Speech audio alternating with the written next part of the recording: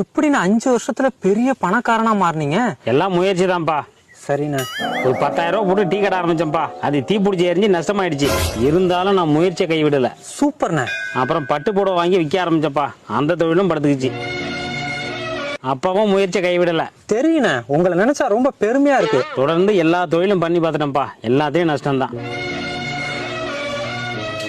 அப்புறம் என்னன்னு ஆச்சு? அந்த நேரம் தான் எங்க மாமனார் இறந்துட்டா இருப்பான். அடச்சே, ஒரு மனுஷனுக்கு இவ்வளவு கஷ்டமா? அது ஒன்றும் கஷ்டம் இல்லப்பா. அவர் செத்ததுக்கு அப்புறம் அவர் சொத்து என் கைக்கு வந்துருச்சு. நான் பணக்காரன் ஆயிட்டேன். எருமை தெரியாம கிணத்துல விழுந்துச்சான். நான் தான் தள்ளி விட்டேன்னு எறும்பு பெருமைப்பட்டுச்சான். என்னடா முறைக்கிற? தம்பி, உனக்கும் மாமனார் இருக்காரு. முயற்சி மட்டும் கைவிடாத. நடக்கிறதெல்லாம் நல்லதா நடக்கும். முயற்சி முயற்சின்னு சொல்லி இவன் தான் மாமனார் மூச்சை நிறுத்தி